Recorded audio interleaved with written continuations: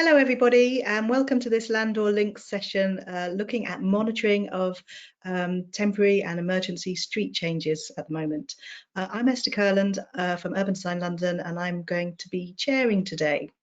A quick thank you to Tom from our sponsors from Street Systems, Tom Bailey. Thank you for allowing this to happen, this session to happen where you can all join without having to pay, which is fantastic. We have a hashtag which is Green Transport Recovery, so please do use that as the session goes on to share your ideas and thoughts. We also have questions that you can post during the session, so please do that, and towards the end of the session we'll have question and answer session with all the speakers. Now, I was down to chair today and we were hoping for a speaker to talk about monitoring from TfL, because TfL are doing a lot of very good work on the subject at the moment, busily working away remotely because they're not going into the office at the moment. Unfortunately, none of them were available. So at the very last minute, Landor asked if I could do a little talk to start us off. And I'm not going to try to talk about the way TfL are looking at monitoring because I'll get it all wrong. But I am going to do a little few slides just to get us going, thinking about why we're here, what we're monitoring, what we're trying to achieve. So please forgive me that it's not all about monitoring, but I'll do my best. So if we can have the next slide, please. Managing emergency street changes, that's what we're looking at. That's a picture, many of you may recognise it, that's from Park Lane in London, which is part of the inner ring road, a very busy road at normal times. And there's been sort of to and fro discussions about putting cycling lane in there and reducing the amount of space for through traffic for years, decades even. And now, because of what's going on, hey presto, we've got a fantastic new cycle route along that road. The speed of change at the moment is phenomenal. It's scary, but it's also very exciting. So being able to monitor what's going on and how people are using spaces to inform the way we move from emergency to temporary to maybe semi-permanent or even permanent changes is why we're all here today, and it's really important. Next slide, please. So to monitor, layout's going to be funny, never mind. To monitor, we need to know what we're trying to achieve. Now, I'm a more design industry person, urban design and planning, and we sort of live off design principles and policies and objectives and boring things like that. But if they're not set at the beginning of a scheme, it's really hard to decide what to do and to design it up. And it's also pretty hard to monitor it because you don't know what it is you should be monitoring and what success looks like, what your key performance indicators might be. So it's important to have those objectives and design principles right on. Now, got some slides here. I'm not going to throw aspersions or say anything is terrible or criticize anyone for anything that's been done. Things have gone in ever so quickly, and it's fantastic how the industry has responded to the needs for social distancing. However, I do look at this particular picture and wonder how drivers are going to behave, and also how people who want to cross the road are going to behave.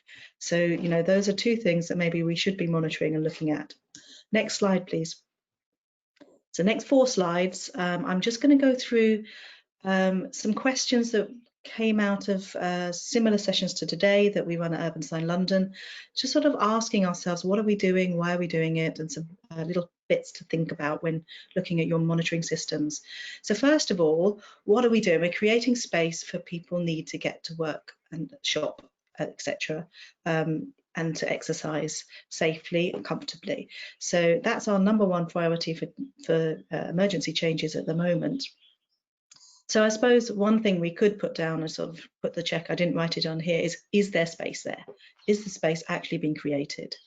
Then we're looking at whether people are using it. Are people walking and cycling in the space? Has it changed behaviours?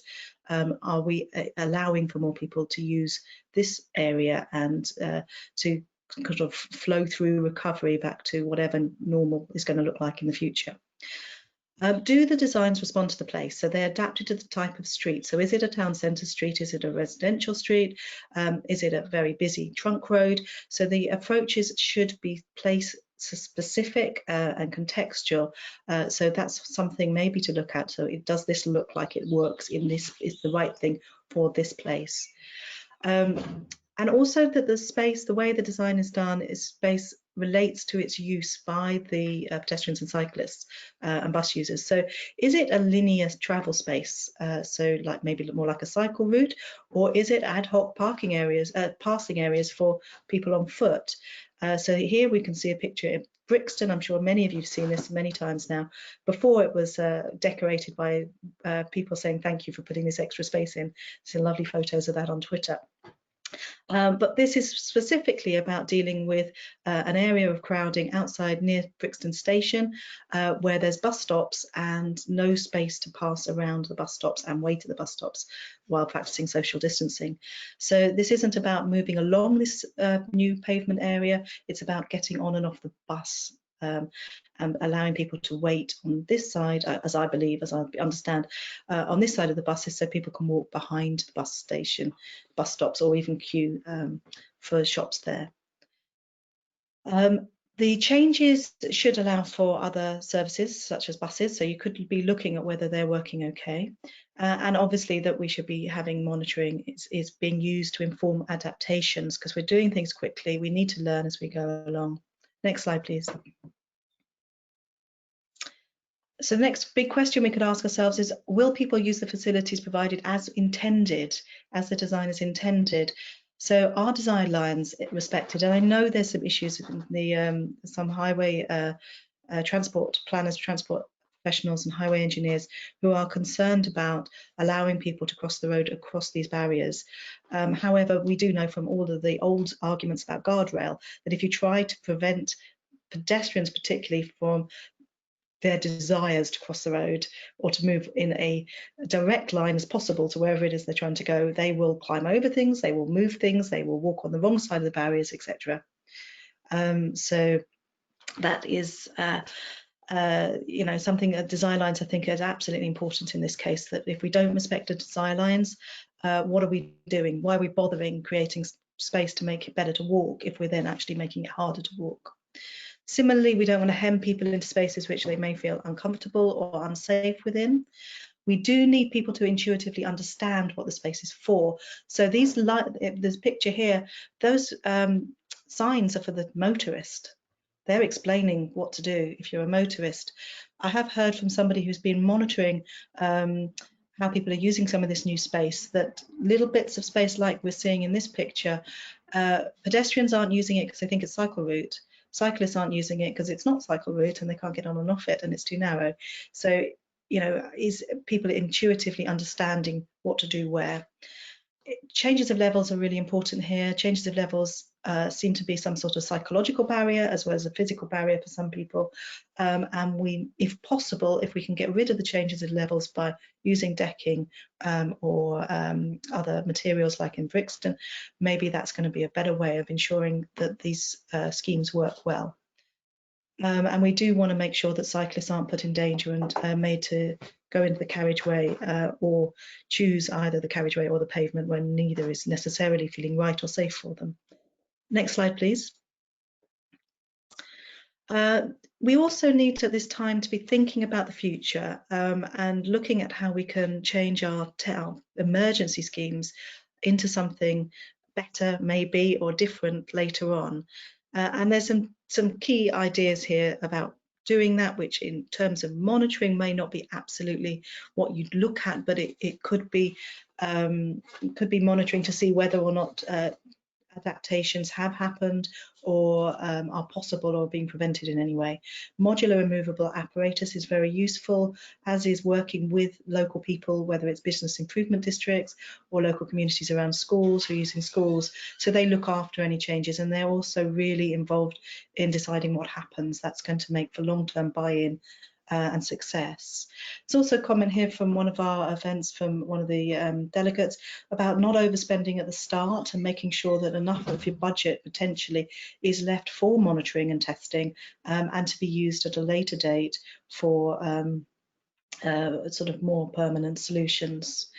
And there's been also suggestions about repurposing existing bits of kit.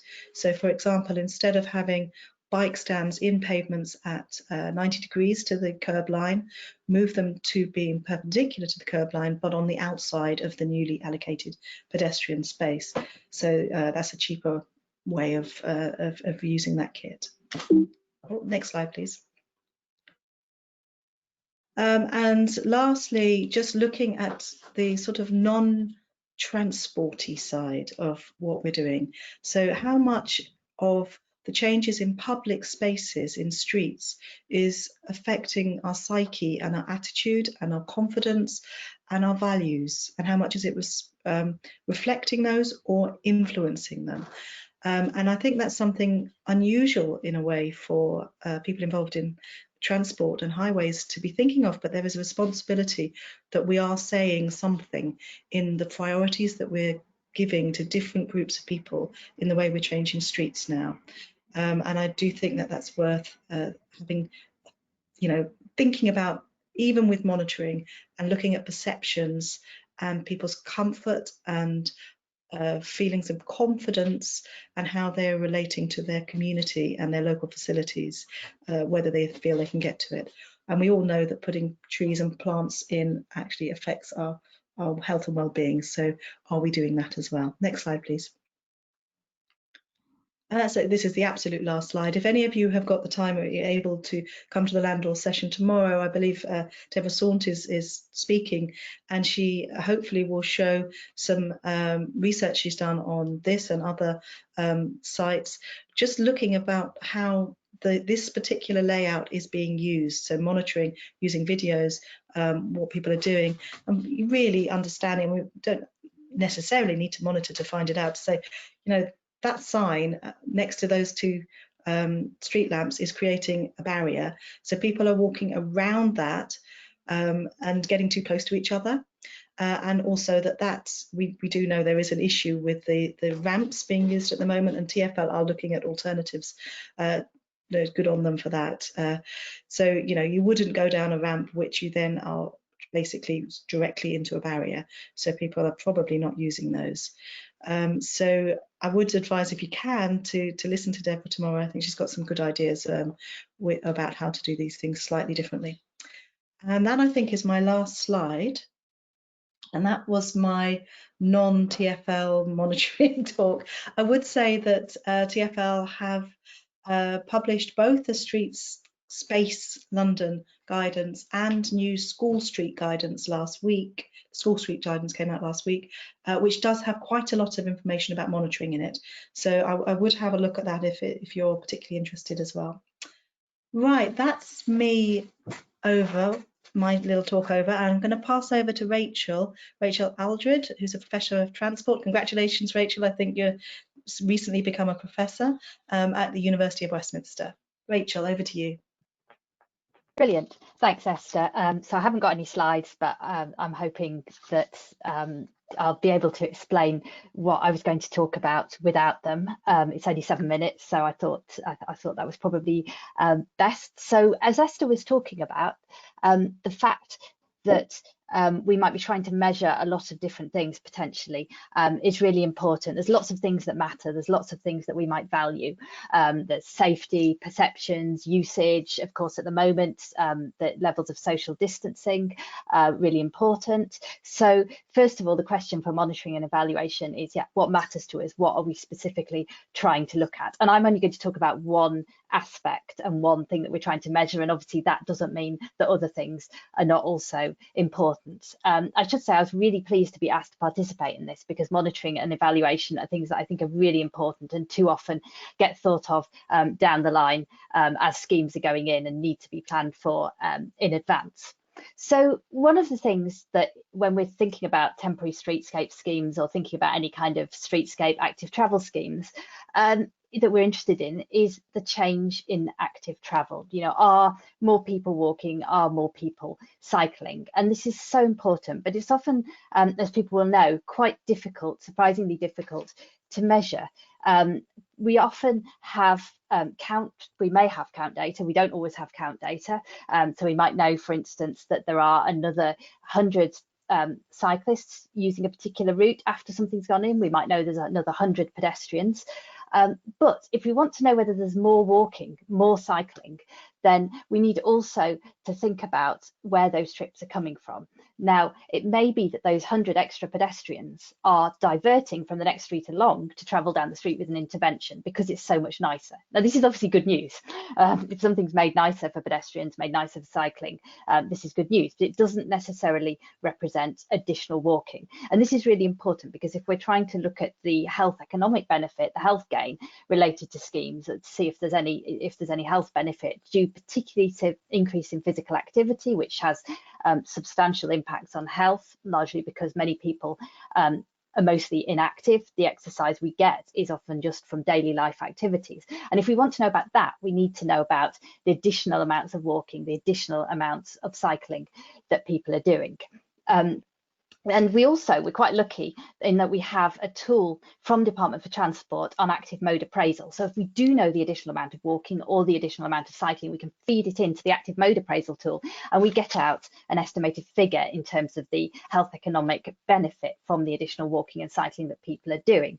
However, as I mentioned before, monitoring and evaluation doesn't happen as much as it should do. And this is particularly a problem for small schemes. So something like the London Mini Holland schemes, £100 million price tag, they should really be able to find money for, some decent evaluation, and they did. But when we're talking about lots of small schemes, which maybe just cost tens of thousands of pounds each, all the way across, across the country, then each individual scheme is small and cheap, and it's very easy for it potentially not to be evaluated at all. And here I think, we need to think if there's a big project going in, then that needs some pretty gold standard evaluation. However, if we've got a load of dispersed schemes going in all over the place, we need to think about a strategy that's a bit different, a strategy that is relatively low cost, doesn't provide us high quality evidence, but which ideally we should be able to aggregate across a load of different schemes. So here's where I'm going to give you an example of an approach I developed in the paper that hopefully you can see in the handouts, which developed a method to try and quantify increase in walking and cycling from a particular scheme. So I'm just going to say very little about that and just end with one or two thoughts for the implications for the current situation. So this scheme that we were looking at was a modal filtering scheme, closing a road to through motor traffic. It was called Church Street in Hounslow. And if people know it, you'll know it's a very beautiful street, very historic, narrow, goes to the river. It's a key walking and cycling route. But before it was modally filtered, it was very, very busy. It had at peak hour hundreds of cars, often drivers struggling to pass each other, noise, pollution, generally a street that was in principle a very nice street, but suffering from a big issue around excess motor traffic. So the local authority, Hounslow, put in a modal filter. It was actually on a temporary experimental basis initially and since has been made permanent. And they found that there was an increase in count data in terms of people walking and cycling. So this was already quite a well-used route. And the figures went from around 850 pedestrians on a typical day to nearly 1,200. So an increase of 350 pedestrians daily. And for cyclists, it went from 500 to 600. So also a substantial increase. But the question is, how much of that is new walking and new cycling? And you don't know that from the counts.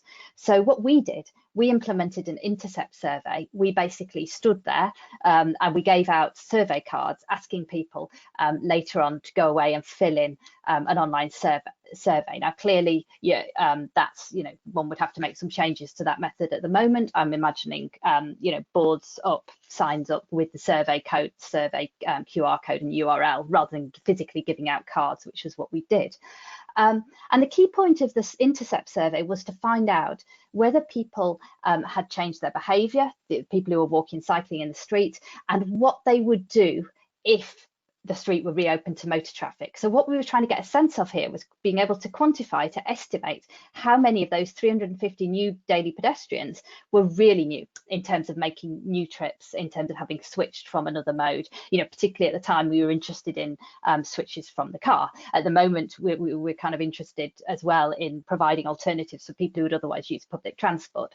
So we were trying to quantify how many of those 350 apparently new pedestrians and 100 new cyclists were really new.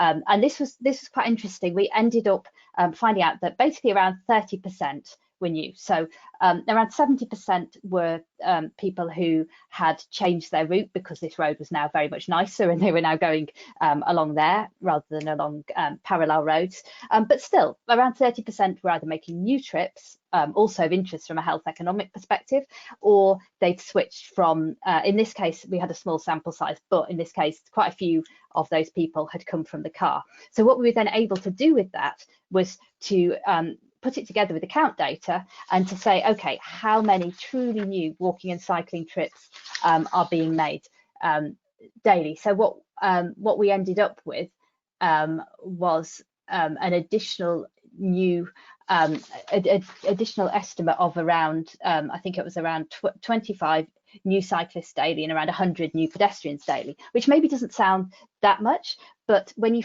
put it into the WebTag health economic benefit calculation, that's a health economic benefit from increased physical activity of around £500,000 over 20 years. So this is an intervention that cost around £10,000 in terms of the street furniture, although it was very controversial, so it involved you know, a substantial amount also of senior officer time, and I'll just come back to that in a moment. But we also collected qualitative data, and one of the really interesting things there was that people generally, even if they didn't like the scheme because they thought it had displaced traffic, generally felt that the street without through motor traffic was nicer, was safer, was easier to cross, was better for children. There were a lot of schools in the area, and generally people didn't perceive high levels of conflict between, or really much conflict at all, between walkers and cyclists, which I thought was quite interesting as well. But our main focus was on calculating this health economic benefit. And I think, just returning to the sort of the controversy and the need for evidence around these schemes, I think it's really important that we do more of these kinds of studies, and you know, other studies looking at other outcomes. And it seems to me that if we did a load of sort of reasonably standardized studies looking at this outcome, looking at other outcomes, then in a sense, rather than having a lot of high quality data about one scheme, we could share data that maybe isn't individually so good about a lot of different schemes, and we could potentially come up with some rules of thumb for the impact. You know, would we normally expect around 30% of the additionally counted users to be truly new? If so, and if we can have some rules about what we think affects this, we can potentially feed that into evaluation of future schemes. So I think sharing data and sharing things like count data is potentially really important for this. And just to finish with, it's quite interesting, obviously in the current context, it's maybe less clear what before and after means and how we think about that. So we would obviously have to do some work around that. But in the study that we did, because the change had gone in a few years ago by the time we evaluated it, we didn't ask a before question. We asked, what would you do if this street was again open to through motor traffic? So I think there's definitely scope for asking quite specific questions that can adapt to the context we find ourselves in, and that can allow us to capture whether there is new walking and cycling, and you know, if so, roughly how much. So I think I'll just stop there, and yeah, look forward to the discussion and the questions. Thank you. Thank you, Rachel. That's fantastic. Just to remind everyone, if you've got questions, please do pop them into the question box that you'll see. And Rachel, that's a really interesting point, but lots of interesting points, but particularly about sharing data and developing rules of thumb that we understand how people are going to behave in different types of places and different types of schemes. Right, let's move over to Patrick. Patrick Williams from the National Programme Manager at Sustrans. I'm going to pronounce it wrong. Cymru? Cymru. Over to you, Patrick. Thank you. Thanks, Esther. Yeah, unlike Rachel, I've got lots of slides, all photographs, so we'll whiz through really quickly. So I'm going to talk about, I'll give some background really to Sustrans' use of temporary and light touch interventions. I'll move towards better understanding of impact, and then a quick case study of a school in Newport in South Wales. So first slide, please. Or next slide, yep. So a key part of much of our project delivery has been testing using temporary light touch interventions, a sort of tactical urbanism approach. And this is done prior to installing any permanent interventions. Next slide. Typically, we use materials such as chalk or spray chalk and paint to mark up crossings. We've developed a modular street kit system to create parklets or to reallocate areas of carriageway. And we've used things like turf, for example, to reimagine entire streets as parks. A benefit of using accessible materials like these, we found, is that you're able to involve communities and people in the installation process itself, as well as creating some quite complex designs. Next slide, please. We found that using the temporary and involving people in the process is an effective way of engaging around sensitive subjects, i.e. The removal of parking spaces, reallocation of road space, restriction of traffic flows, and things that might otherwise be considered anti-car in a culture that makes it extremely difficult to engage in constructive dialogues around anti-car themes. Next slide, please. But as effective, though, as we found this testing to be, we realized that unless you capture the impacts and communicate the data effectively, the positive impacts can be short-lived and quickly forgotten. So evaluation, therefore, is pretty critical.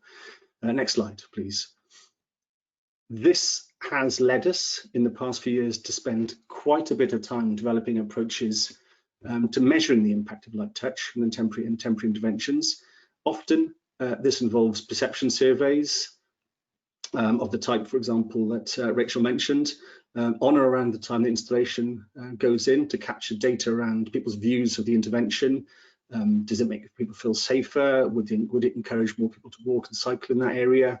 And what do they think of the street? Does it make it more attractive, for example? We've also delivering a number of research projects at the moment with the Road Safety Trust, specifically to understand the impacts of light touch and temporary interventions. For this, we're using video to capture a more sophisticated understanding of behaviour, certainly the localised sort of movement patterns. So we're looking specifically at things like crossing behaviours and yield rates outside of schools, informal and formal crossings. Next slide, please. So St David's Roman Catholic Primary School in Newport. This is a project we delivered recently with Newport City Council. The project was focused around improving access to a school, St David's, and enabling higher levels of walking and cycling. I won't go into a lot of detail around the specifics of the project, but it was a co-design process engaging at a number of scales with the school and the wider communities. Designs were developed, and this led to a street trial and prior to further development of prelim designs. Next slide, please. To support and inform the design process, taking a technical process and working with a non-technical audience, we developed and tested a number of tools. So these included simplifying the Welsh Government Active Travel Audit toolkits, simplifying the Healthy Street Check, for example, to allow primary school children to use it. And we wrote a piece of software, an online mapping tool that sat alongside more sort of traditional face-to-face engagement, and helped us to capture quite sophisticated data set, including gender, age cohorts, local movement patterns, as well as perceived barriers to walking and cycling in the local area. Next slide, please.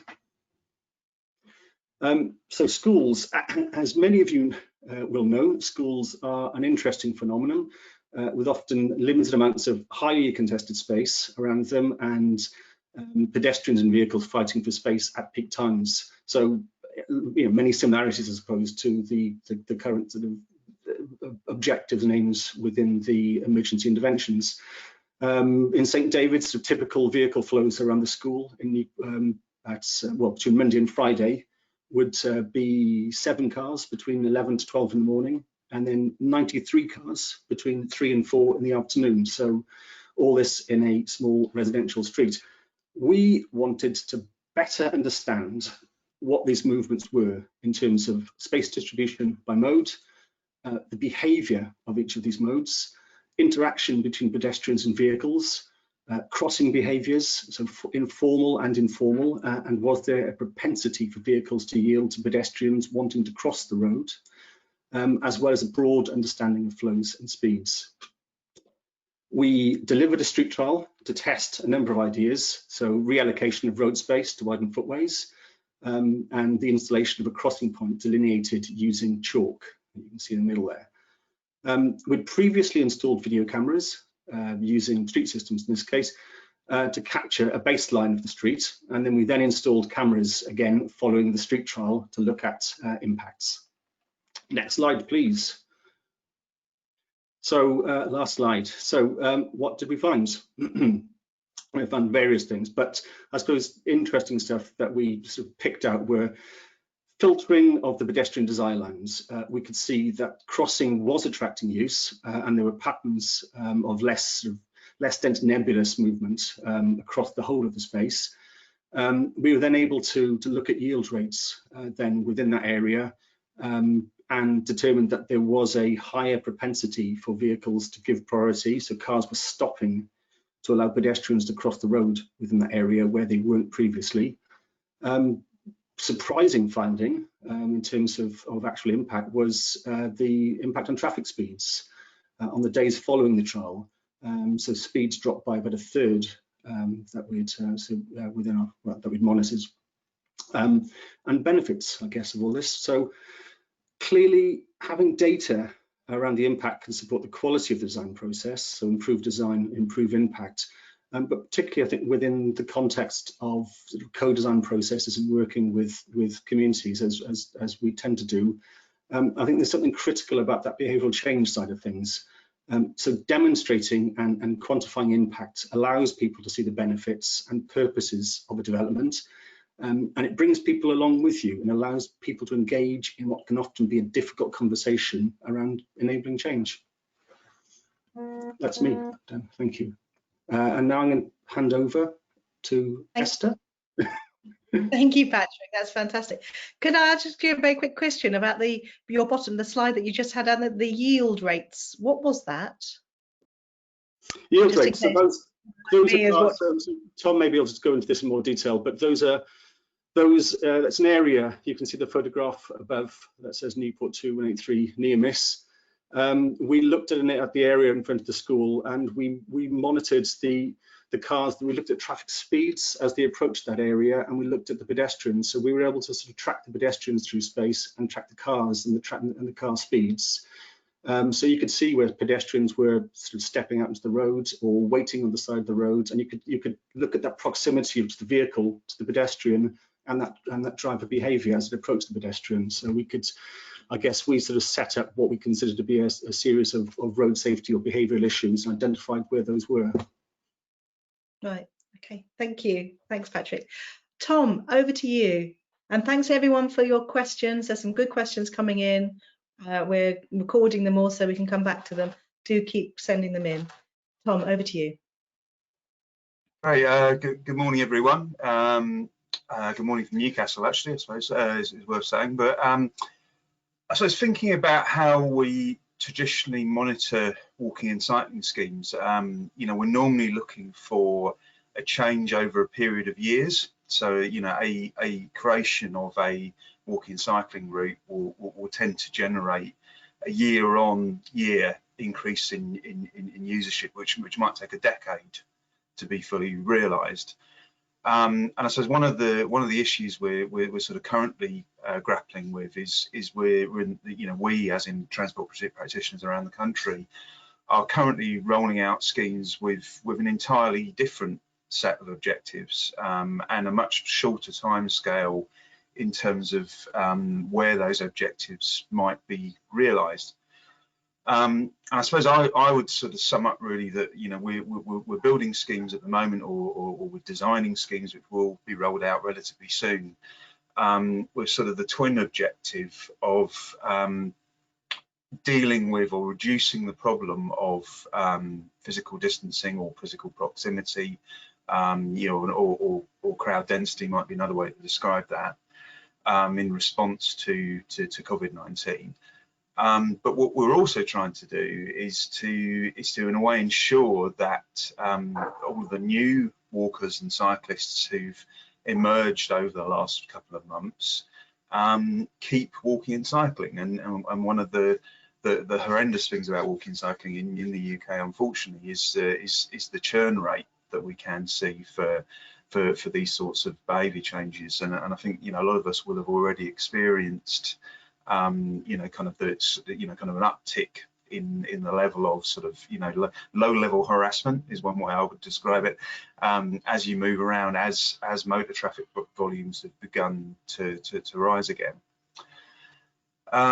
we've been looking at physical distancing, as part of some research we're delivering for central government, and I suppose what you're looking at now is some outtake footage from Manchester from before COVID-19 back in March. And in a way, what we're looking at is testing our ability to track the proximity of people. So when people are coming, closer than 2 meters together. And I think what's worth stressing there is that I'm not actually convinced that this is the right approach. I think this is more a case of testing what's possible. A lot of the people you see coming into close proximity in these clips, will be people who share a household. So actually, them being next door to each other, walking through the scene, isn't a problem. I think what perhaps is much more relevant is the density of people within specific zones, and in both of these clips, you can see quite clearly that the key zones are landing areas for crossings, so the point at which people gather to cross the road. And I think it would be useful to hear from public health in a way in terms of all this as well, in that my assumption is that people walking close to each other as they pass on a footway is much less of a problem than people standing together for up to a minute waiting to cross the road. At the moment, we've got cameras out in Newcastle. They effectively, what we asked the council for was a list of locations where there are currently people. The fact that we've got cameras out doesn't necessarily imply that these are places that will be subject to an intervention. But I suppose in a way, what we're doing is collecting a baseline in terms of how people are behaving right now. We're picking up, what are quite obvious problems in terms of the amount of space that queuing takes up, and then the behaviours of people passing through when they're confronted by a situation when, a lot of the footway is taken up with queuing. I think what we're hoping to do is collect a sort of meaningful baseline that we can evaluate other schemes against, not necessarily even just at these locations. And I suppose in a way the amount of space that's required for queuing, where this is a photo of an IKEA in northwest England, is going to be quite daunting. I think a lot of people haven't necessarily thought through just how much space is going to be required on a typical high street to accommodate this. I suppose I'll touch briefly on Newport, which Patrick's obviously already mentioned. I mean, our perspective on it was slightly higher up. As in we had sort of high mast video that we were using to monitor the scheme.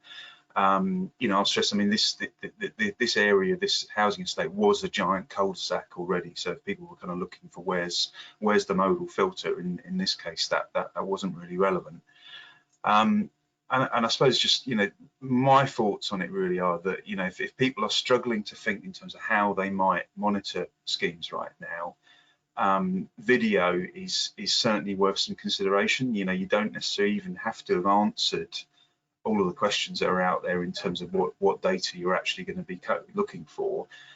Just getting some video footage, using, some local authorities got their own temporary CCTV equipment. There's plenty of traffic survey companies out there that have got equipment. Recording video is considerably cheaper than analysing it. So building a stockpile of footage to analyse later is not necessarily hugely expensive. And if people are looking to do that, then really the best advice that I would offer would be to, the more height you can get and the better quality footage you can collect, the more flexible it's going to be in future in terms of extracting data from that. I suppose this is an image that Patrick sort of has shown you already, but I suppose some of the things that kind of stand out to me is when we were measuring the success of this scheme or the impact of it, we were seeing, changes in the patterns that people used to cross the road. So people were crossing at, at more oblique angles with the intervention in place, which to us meant success. Obviously with a fall in traffic speed as well. This next slide here is actually taken from a project we did in London Borough of Hackney. where we were mostly looking at you know, sort of detailed level of service for walking and cycling. So I'll just flip back there. So in a way, in Hackney, we had cameras high up. This particular camera was actually on the roof of the Hackney Empire Theatre, and we were looking really at, you know, kind of how pedestrians were crossing the road, how did the time it took to cross the road change at different times of the day, obviously dependent on traffic volume, and potentially that's a metric that you would also be looking to monitor in terms of these schemes. I mean, if in a way, what's the point in widening a footway in order to increase the ability for pedestrians to physically distance, if you then create a situation where it's more difficult to cross the road and people are gathering in larger, more concentrated groups, potentially waiting for longer, you know, you've not actually achieved the objectives that you were looking to achieve. And you know, and I suppose looking at traffic speed alongside that is very relevant. You know, I think particularly we're in a period now when a lot of schemes have been implemented using traffic management hardware. You know, a lot of the local authorities doing this will have already ordered you know, sort of planters and other elements to replace and upgrade these schemes, but those may not be delivered for another couple of months. So potentially we're looking at quite a long period of time where we've got traffic management elements on street which may affect driver behaviour in ways that we're not really anticipating. I think another issue perhaps is that we're designing schemes quite quickly, where we may be introducing friction between users at the point that they merge. So at the point where, you know, cyclists join or leave temporary cycle tracks, at the point where pedestrians cross the road on an improved walking and cycling route. And if we're not looking at how that friction is manifesting itself, potentially we're in a situation where the sort of low-level poor experiences that people often encounter on foot or by bike will mean that the scheme is not actually achieving what it should achieve. And I suppose just sort of finishing, I mean, this is a location in central London, you know, on a TfL road, but in the city of London. You know, we've got, under normal circumstances, you've got vast numbers of people moving through. This is all footage from, obviously, from before COVID-19. And I suppose what strikes me is locations like this, you know, potentially you're not going to see the return of all of these office workers for several months. So actually, often we're going to be looking to monitor locations which aren't necessarily slap bang in the middle of cities. You know, we've done a lot of work over the last few years, including looking at, you know, quite small settlements. This is a small village in Scotland, where the main high street is sort of just off to the left of this frame. You know, and actually there will be people here using the location like this in a way that they may not be using a city centre right now. We need to be paying quite a lot of attention to locations that perhaps wouldn't have been such a focus in the past for transport practitioners. So that's me in a way. I'll leave it there and hand back over to Esther. Thank you, Tom. That's absolutely fascinating, and some real insights into what are we actually trying to achieve at the moment, and how does our monitoring practice of what we're used to doing need to morph, because we're, you know, we've maybe been in the past looking for lots more people to be cycling and walking. Now maybe we're looking for some other things as well. There's loads of great questions. We probably haven't got time for all of them, so apologies if we don't read some of them out. Just trying to lump them into groups. There are some questions around how to move from emergency semi-permanent to permanent. For example, whether or not paint works well. So is there any information about how long things like paints on the ground actually affect behaviour, or what point do they need to be changed into something else to continue the same effect? I don't know if Tom or Patrick or Rachel, any of you would like to answer that one? Tom, you've got your camera on, so would you like to start with that one? Okay, I mean, I was actually going to suggest with this that actually Patrick might be best placed to answer it in a way, because you know, some of the interventions that he referred to earlier, you know, where kind of permanent paint on the road solutions have been used, you know, have been in for quite a few years right now. So I don't know if you've got any info or know anything about those, Patrick. Well, as always, I think it would be terrific to have more data around these. But for example, one of the early projects that we were involved with was Beechcroft Road in Oxford. I think that was delivered in about 2011. It's still there. It was delivered in paint. So these were sort of the road carpeting, and there has been some evaluation around it in terms of the impact on traffic speeds. And I can't remember. I don't remember exactly what the percentage decrease in traffic speeds were, but they were, you know, they were statistically significant. And in terms of the robustness of the material, it fades. So paint does fade, but within the context of Beechcroft Road, they go out they close the street every now and then, have a street party, and take out brushes and clean it, and it cleans up really well. But even if you had to repaint it, it's, you know, I think it was, you know, 400 quid for a pot of paint. I think, Patrick, I think the question was more about how people behaved because they're responding to a different environment, and whether behaviours continue in the same way as they do to start with, or whether drivers get used to things and speed up. And well, hence my use. I mean, I think so. Beechcroft Road is one that we got some data around, and I think sort of certainly anecdotally more recently, because the data is fairly early on, but it was certainly monitored and allowed to embed for some time before monitoring happened there. But it continues to function, and I was there a couple of years ago and spoke to some of the residents, and they, you know, the views are that it still has an impact. So the road safety trust work that we're doing, we haven't delivered the final product yet, as it were, to evaluate. But once we do that, we're going to leave that in for a minimum of 6 months before we look at the impacts of those. So we'll have some better data on that. And there's a few different questions that are about this move from temporary or emergency to temporary to permanent, and how to manage that, and how to use monitoring information. Rachel, you mentioned very early on about being able to come up with some sort of benchmark understanding of what's going on with some of the schemes that are going in now. If you had any suggestions on how that could be used to understand which schemes maybe are best to move forward into more permanent solutions, and how they might be morphed, or what would need to happen to do that.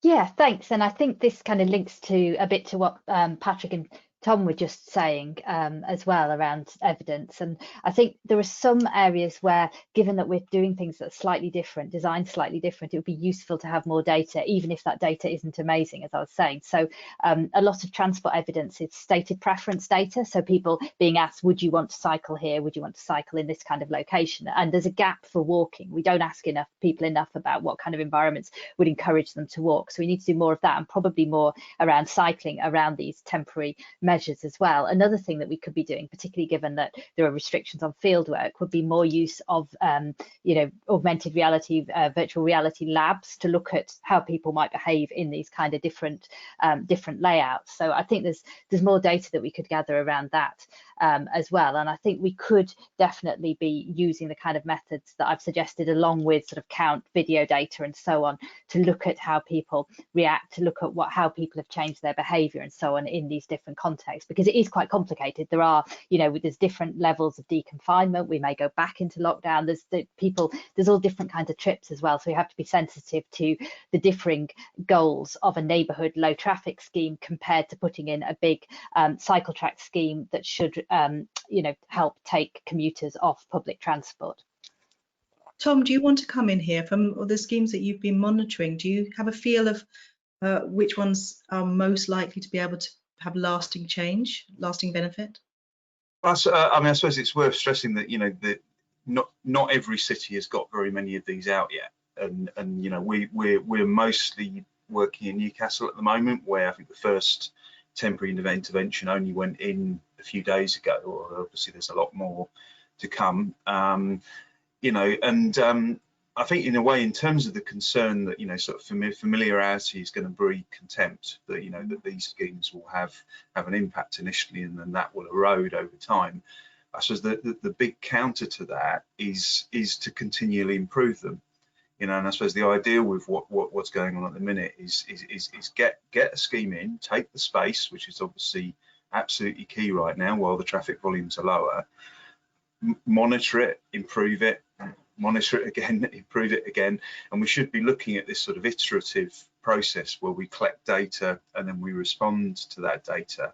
And in doing that, as we modify these schemes, we can ensure that actually, you know, that this, if there is a risk of you know, people becoming too familiar and the impact eroding, there's a very easy way of fixing that just by tweaking them occasionally.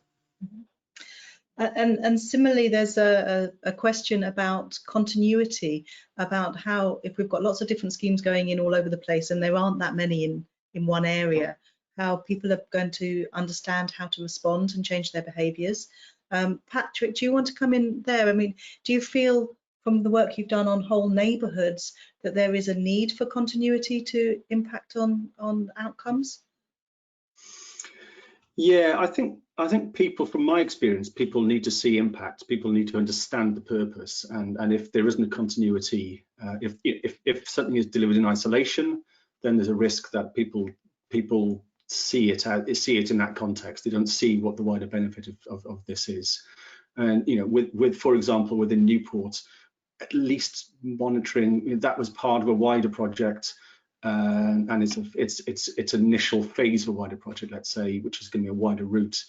But at least monitoring, and I think communication of impact is fundamental. People can see that what was delivered within the street trial had an impact. In this case, people were involved in that process, and their involvement has an impact, in this case, on safety and on the quality of life, and put value into a project. And I think, you know, I noticed, for example, yesterday that a scheme has already been removed in Filton. So comes up on whatever it was, the A road through Filton, and that's gone. And I think, you know, there's a risk that unless you are capturing the impact and you're communicating the benefits and the values of these schemes, they sort of fall back into that you know, cones. It's that really temporary thing, you know, quick to put up and quick to come down again. I suppose there's the human response to the environment that is being asked here, and how much people feel comfortable with change if they're only seeing it in one place, which is a difficult one to deal with.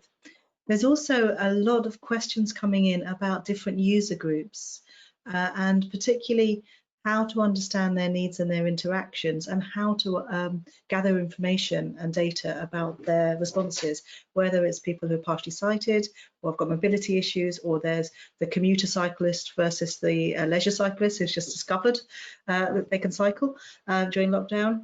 And there's the shopper queuing outside the shop as opposed to the person rushing to get on the bus down the pavement. Rachel, is there anything you'd like to say about how to consider and how to monitor the success of schemes in terms of the interactions between these different groups? Yeah, I mean, there's various things I'm sure Tom and Patrick have thoughts too, and I was pleased to see Patrick mentioning measuring conflicts and near misses, and increasingly I think that kind of analysis can be done in a relatively automated way as well, that we can basically look at the extent to which people from different groups are experiencing close conflicts and wanted conflicts as well. And I think it's also important when we're doing research around perceptions, around views, around how people, you know, maybe simulated environments around how people behave, that we make sure that we're including a range of groups as well, because one of my studies looked at people's comfort with cycling in different environments, and, you know, people who personally would be happy, or, you know, at least tolerant themselves to cycle in a bus lane, would absolutely not want to do that with a child. And there's a lot of kind of overlapping identities, different kinds of, you know, people may behave differently in different contexts when they're acting in different roles and traveling with different people as well. So we have to be sensitive to that. We have to research those differences. Okay, and there's also mention about motorcyclists as well, about issues with accidents with motorcyclists by reducing carriageway space. And I guess it's that as well as cycling, when people cycling are forced into narrowed carriageways. Oh, I mean, I can say something around just on a couple of bits of recent research that I've specifically done around that, and the guard railing is an interesting one. There's a current study where finding that guard railing is quite negative for people cycling in general, which I know is similar findings to TfL research looking at London, but this is for the whole country. Around motorcycling, I think I would like to bring into the conversation about motorcycling the fact that motorcyclists are not just vulnerable themselves, but also pose a relatively very high risk to other road users. And I think we need to take that into account as well. I would like to, in the debate around safety, I think we need to think about not just the risk that people experience, but the risk that they pose to others. And I think the current situation is a good, there's the potential to have that debate and to think about the fact that, for instance, walking and cycling are safe modes because they are safe for other people. And I think that's a really important point to remember. Thank you for that. I'm just coming back to the things I said at the beginning of the session of understanding what it is we're trying to achieve, and in particular, creating space that feels comfortable and reassuring and encourages people to get out and leave lockdown and start using shops and meeting each other, socially distancing at the moment. Maybe that will reduce if track and trace actually works.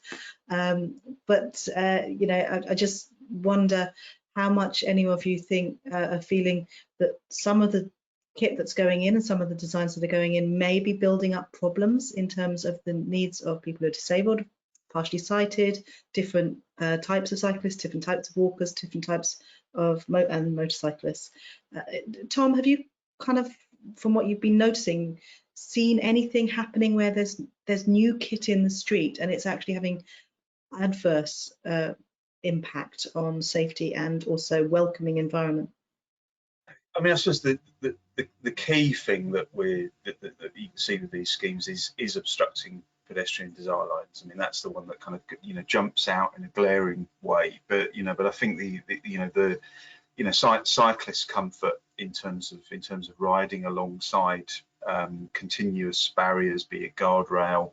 My least favourite place to cycle in the country is outside the Houses of Parliament, next to those anti-terrorist barriers that went in a few years ago, and in a lot of cases we almost seem to be replicating that with some of these projects. And all of this can be measured. We can measure how close are cyclists getting to continuous sort of vertical upstands like that. Are they being pressured as motor traffic volume grows?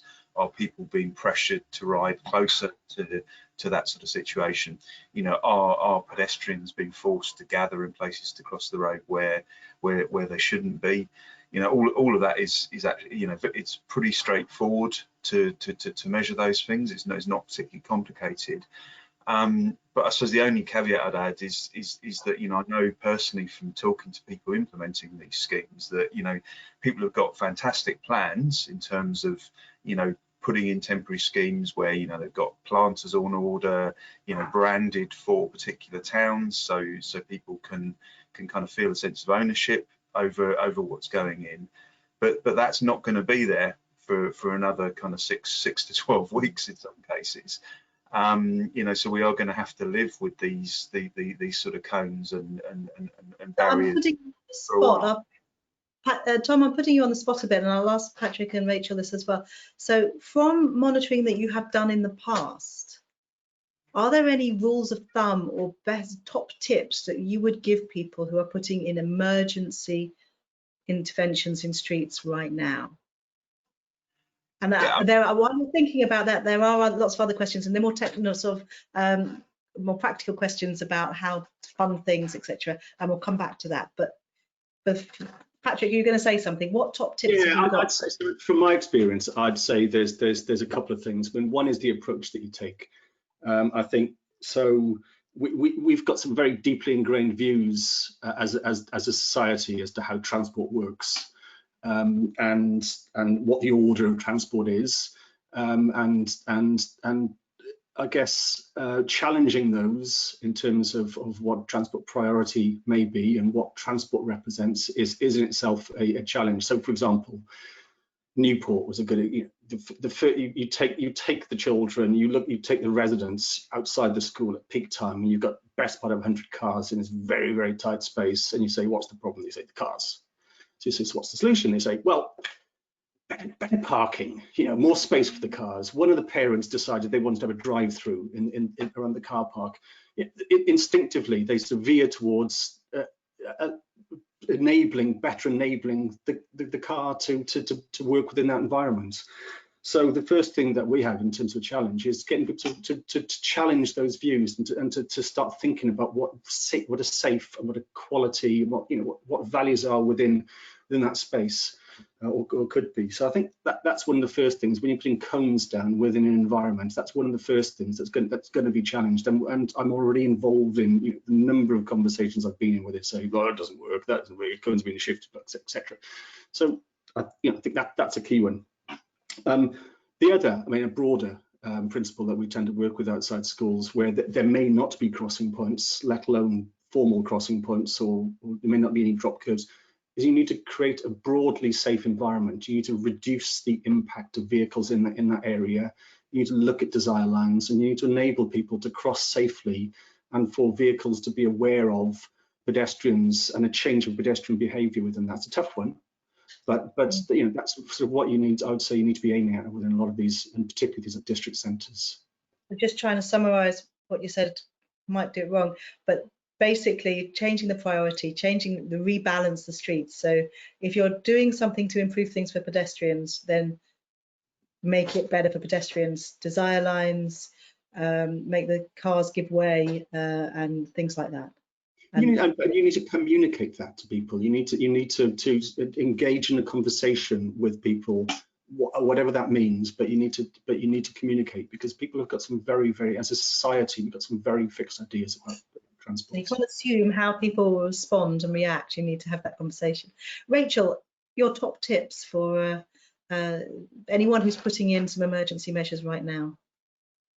One thing that I'd say is the fact that things can be changed, they can be adjusted, and that I think maybe gives people, maybe makes people accept things a little bit more, because it's not set in stone and it can be changed. And I think authorities need to be open to sort of, if monitoring suggests that something is a bit in the wrong place, or they get, people communicate to them that there are some issues, that they can then adjust things, because things won't always be perfect first time. Of course they won't be, but if we can adjust them, and some of the most successful mini Holland schemes have been where that has taken place and things have been moved and things have been improved. Thank you. And Tom, you got any top tips from your monitoring experience of other schemes? Yeah, I suppose I would say really that the top one would be monitor multiple things. Some of the worst mistakes that have been made in street design across the decades is where people have designed a scheme with one objective, usually to increase motor traffic capacity. And haven't even thought to look at what other impacts that scheme might be having. And I suppose the danger right now is we've got the blinkers on. It's all about physical distancing and everything else. And actually, the streets are very complicated places. We need to be measuring, all sorts of different impacts on people. The pedestrian desire lines being just one of them. And in amongst those metrics, if you do this right and you collect a kind of complex picture of the impact of the scheme, you will find the one thing that makes it attractive and palatable to the public. I suppose coming back to the example of Newport, where we worked with Patrick, we weren't expecting to see a reduction in speed. We saw a reduction in speed. Any member of the public who questions why that scheme, why the successor scheme, the permanent version of that scheme, is there in future, simply needs to be pointed towards that figure. The traffic will be slower on your street with this change than it would be otherwise. And if you collect a broad range of metrics, you will find that one killer point which enables you to get the public to buy into, which may have nothing to do with what you were originally trying to do. That's really helpful, Tom. I think that just answers one of the questions that came up about, or comments saying so much monitoring that's done is negative, and it's going to be based on the impact on traffic flows. So having a broad range of things that you're monitoring is going to help to balance that out, I'm guessing. Is that what you're saying, Tom? Absolutely, yes. And to that ilk, Rachel, right at the beginning today, you were mentioning qualitative data and collecting behavioural information from people. And there was a question about how to do that at the moment with social distancing. You got any suggestions on that? Yeah, I mean, as I mentioned, when you're collecting the sort of street-specific data on behaviour, how people have changed their behaviour or how they might do in the future, then given that our survey was an online survey and we gave out cards, I think putting up signs in the street would probably achieve a relatively similar end. I mean, I found people are generally quite keen to answer questions about a route that they use their local area. So I think that wouldn't be that difficult. I think there's also the potential to use secondary data in a range of ways. I mean, maybe not so much for monitoring specific schemes, although something like potentially Strava Metro data might be useful for that. But also I'm looking into doing some analysis of data from Active Live Survey and other large surveys, which is quite exciting because we'll be able to look across a population level at who was getting more, say, physical activity, who was getting less, and can we sort of tease out why that happened, and can we then learn for future in terms of who is likely to change what they do. That's interesting. There's also another comment asking about local authorities, or a few comments about local authorities and their behaviours and their aspirations and aims. And there's a question about whether or not local authorities are likely to tighten or change their project aims when they're actually looking for more walking or cycling, or particular types of walking or cycling when they're setting up, they're initiating a project and they're tendering it out, or they're designing it themselves, or whatever, however they deliver it. Do you have any advice for local authorities about what to put in your objectives, your scheme objectives, your principles up front, which is going to flow through to the monitoring of what they should be trying to achieve with the temporary works that are going in at the moment? Patrick, can I start with that with you? Well, I think within the Welsh context, there's a broad question around evaluation and monitoring. So recently there have been some changes to the application process for local authorities in Wales that makes monitoring and evaluation a requirement. Specifically what that is, I mean, there's a piece of work that's going on in Welsh Government around sort of looking at that. Within the context of, so within the context of the emergency interventions, I think there's a question, and probably from what I've seen, emergency interventions to bear this out, that there's a lot of network developments that's gone on within cities, but local authorities often sort of put things in terms of what they feel they're able to deliver and in places they're able to deliver. So I'm not sure from what I've seen the amount of monitoring that sort of, the way that monitoring and evaluation has informed where these things are going in, as opposed to the more sort of standard approach, which is, well, we think we can deliver something there, so we're going to put something in there. Rachel, do you have any comments, any suggestions to local authorities what to put into their project briefs, as it were, up front of what they should be trying to achieve at the moment? Well, I mean, I'm not directly involved in assessing project briefs, so I think there's definitely some good practice that should go in there. And it's kind of worrying to hear if things are still going in where it's easy to do things, because we do now have better tools, better planning approaches for sort of thinking about future demand for cycling. Certainly the less so for walking, unfortunately, but like the propensity to cycle tool kind of highlights potential future route, parts of the route network that might have high demand. London has specific tools around walking and cycling, where are the future, the corridors that are likely to see more demand. Want just about the numbers of walking and cycling. So is it just that we want to be saying this is a successful scheme because it's got more walking and cycling, or are there other things that we should be looking at and starting to monitor at this time? Oh, of course. I mean, I wouldn't separate them, to be honest. You're not, if you create something that's awful, you won't get more walking and cycling. So obviously you should be measuring a range of metrics. And I would very much support that. But my point was that you should be strategic. You shouldn't be just putting something where, and even in the current context, the strategy might be different. I mean, Transport for London, for instance, has recently been highlighting bus corridors that it thinks might take more cycling in the short to medium term, as the buses are not able to take as many people as they have previously. I think there should always be thought about, you know, what kind of demand, walking and cycling, active travel demand, where are you going to put this, what kind of trips is it going to serve? So with the propensity to cycle tool, we found that the network for commuting and the network for school travel are quite different, and maybe that's not surprising to people, but you know, radial routes to city centres may be really good for commuting, but they don't serve those school destinations. So I think there should always be a strategic approach, and you know, the question of what you build and how you ensure that is good quality, good urban design and so on is also really important. But if you've put it in completely the wrong place, then that's kind of a bad start too. Tom, do you want to add anything on this? Yeah, I suppose I would, the simplest way of describing this would be the healthy streets indicators.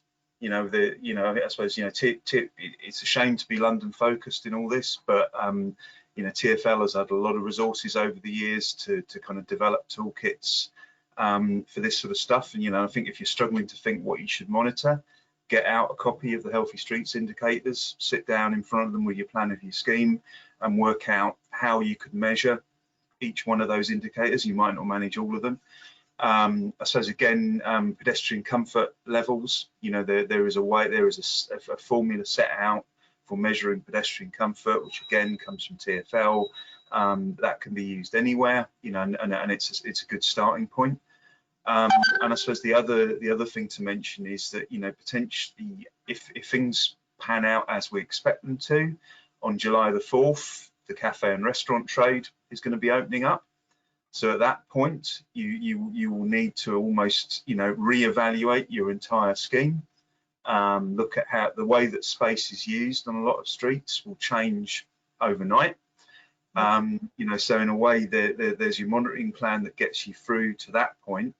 And then there's a whole series of decisions that will need to be taken probably very, very quickly in response to that. And the more data that you've got on how the scheme has performed so far, the easier it's going to be for local decision makers to make those decisions. And it's not going to be easy. You know, local government is in a lot of places is under resourced.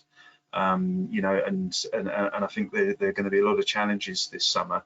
But I think in a way, if you've used the healthy streets indicators as a basis, you're going to have something on which to base decisions on as well. And morphing the healthy streets indicators to the current requirements. So we do know we need space for waiting and queuing outside shops, and we do know that coming soon, restaurants and bars are going to want much more outdoor space for their tables and chairs. We know that's happening in other countries.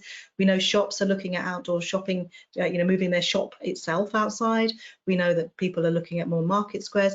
So these are things that aren't necessarily in transport works, highway work briefs that we want to create outdoor restaurants in the street, but it's something that the government and society at large is thinking about, is going to be needed from our public realm. So then how to monitor whether that's being successful or not is what I'm trying to ask, I suppose, and that's where the question comes from one of the delegates. Moving on to more practical elements, really, funding. Could you say something about where the funding comes from for monitoring of schemes? Rachel, could you answer that one? Well, I would say often doesn't, and it should do, but it should be built in whenever a scheme is being planned. And also, just, you know, as a related point to what we were talking about previously about planning for future schemes, there has to be thought about what effect one might expect to get, which I know is hard when you don't necessarily have that evidence from the past. But, you know, if you're expecting, for instance, you know, a small street, you're not going to see a change in absolute casualty levels. That's not an appropriate thing to be trying to measure. But, you know, you could look at near misses, comfort and so on. But it should be built into the scheme budget at the start, and there should be a ring-fenced percentage, I think, for monitoring and evaluation. Thank you for that. And the last question, because we're going to finish in a minute. I'll just read this question out. It's the last one that's been posted today. Thank you for all the questions. Apologies, everybody, that I haven't been able to cover everything that's on there. I've tried to group them together as much as possible. This one says, developing project briefs for schemes where there is a walking and cycling bias are in principle possible to include all the good practice advice to inform objectives. However, in my experience, the tools and awareness of senior leaders and politicians to help project managers demonstrate value for money are very few. Can the panel direct us to tools which we can use to demonstrate specifically value for money and tangible value for the environment and social value, environmental value and social value? Tom, would you like to come back on that one? Difficult one? Okay, yes. I mean, clearly it is a difficult one. You know, I suppose in a sense, with a lot of these schemes, if they work, you know, we will see, you know, more footfall on high streets than we might otherwise do. With public transport running at sort of 10% of its former capacity, you know, in a way we will see really quite quickly in terms of receipts through the tills in district centres and city centres as to whether these schemes are working in terms of getting, you know, as many people as possible into these areas that they need to get to. You know, and business improvement districts will be very vocal if that's not happening. So I think there's an argument that's measuring these things in terms of pounds and pence is not necessarily a bad thing. You know, and I think air quality would be another obvious one which has a financial impact. Well, thank you all very much. We're out of time now. I hope everyone's found that interesting. There's a last question someone's just posted as well to say, how are we going to protect pavement space for pedestrians when shops and cafes reopen? And that's the nub of it. There's only so much street space, and who gets the dibs? Who gets first dibs, as it were? Is it going to be those pavement cafes? Is it going to be pedestrians, cyclists? Is it going to be buses? Is it going to be cars? And how can monitoring help us to understand what we are achieving in terms of the balance across all the needs of different people? The joys of public space, joys of public realm streets, fantastic invention, made civilization possible, along with sewers. So anyway, thank you everybody for staying with us today. Thank you to our speakers. Thank you, Tom, as a sponsor as well, and to Landor for organising the session. I hope you all keep well, keep safe, and see you soon. Thanks, Esther.